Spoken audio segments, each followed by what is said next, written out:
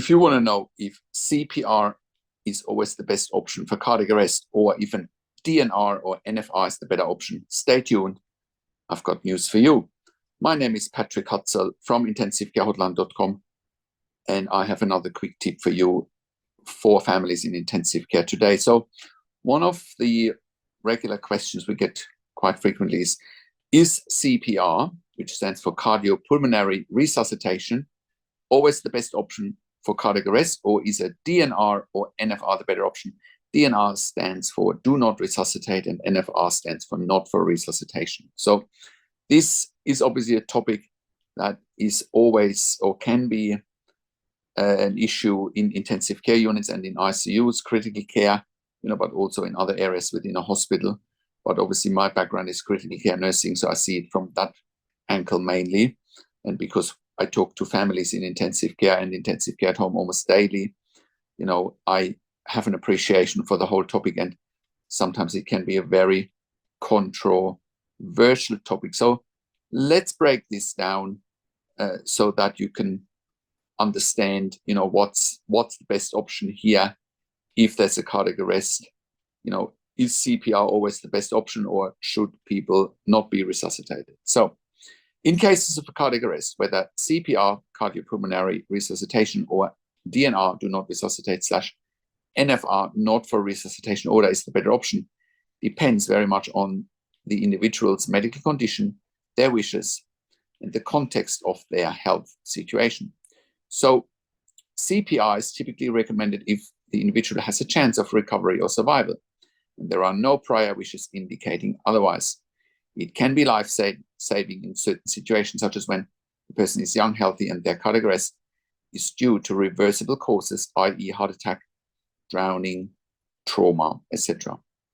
Number 2, DNR or NFR. Again, DNR stands for do not resuscitate, or NFR stands for not for resuscitation.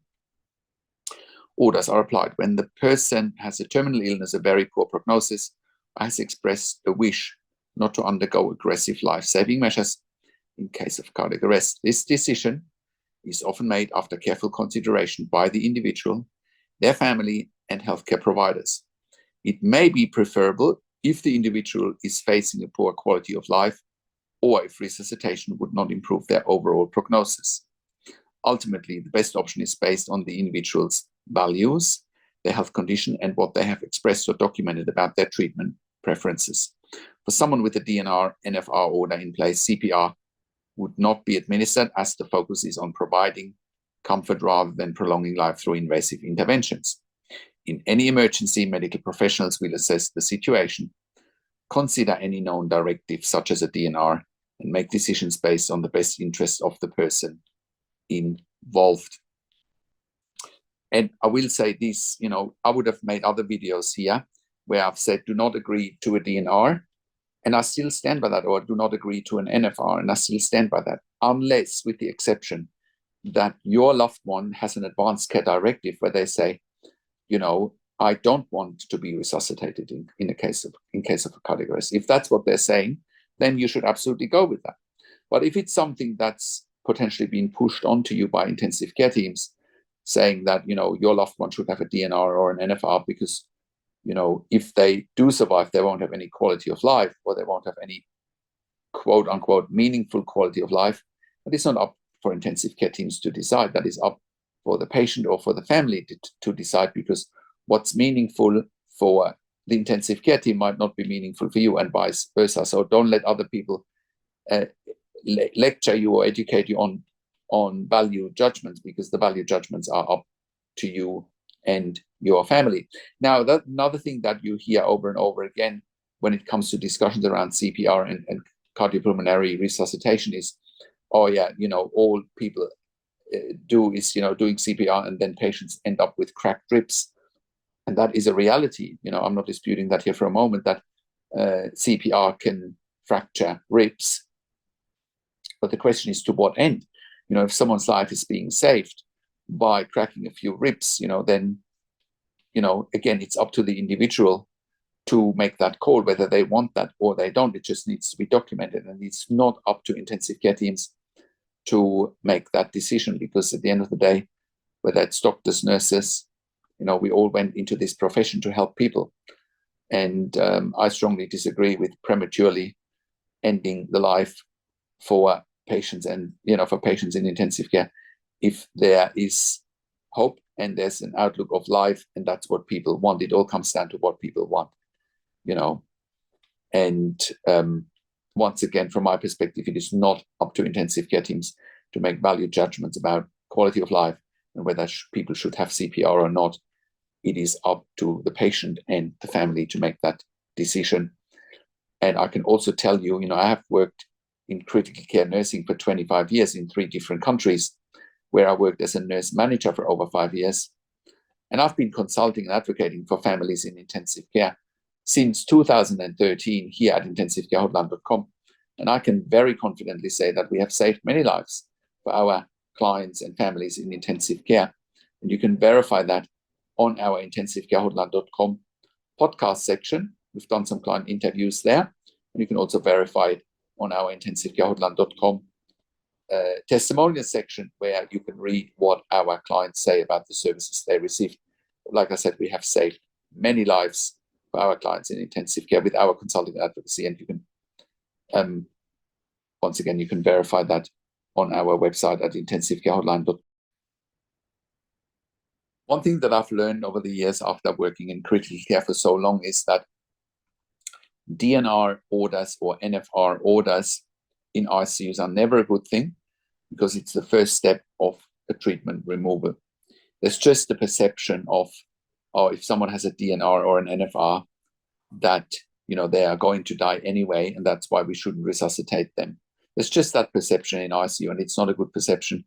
It's almost the first step towards a withdrawal of treatment, and that is one of my main concerns here, and one of the main reasons why I advocate for never agreeing to a DNR, unless you are very clear about that is what you want as a patient, or that is what your loved one wants as a family, and your loved one is not in a position to make that decision, and you are the decision maker. That's the only time when I would say, a DNR has its time and its place, and DNRs have that time and their place, but most of the time, from my experience and also from my professional opinion, they don't have a time and a place. So we have helped hundreds and hundreds of members and clients over the years to improve their lives instantly when they have a loved one critically ill in intensive care. Like I said, we have saved many lives with our consulting and advocacy. Now, and that's why I also do one-on-one consulting and advocacy over the phone, Skype, Zoom, WhatsApp, whichever medium works best for you. And I talk to you and your families directly. I handhold you through this once-in-a-lifetime situation that you simply can't afford to get wrong. And I also talk to doctors and nurses directly. And when I talk to doctors and nurses directly with you or on your behalf, I ask all the questions that you haven't even considered asking, but must be asked when you have a loved one critically ill in intensive care. We also do medical record reviews in real time.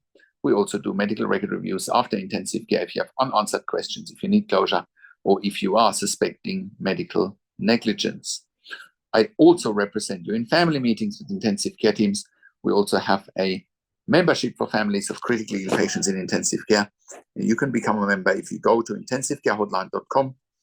If you click on the membership link, or if you go to intensivcaresupport.org directly.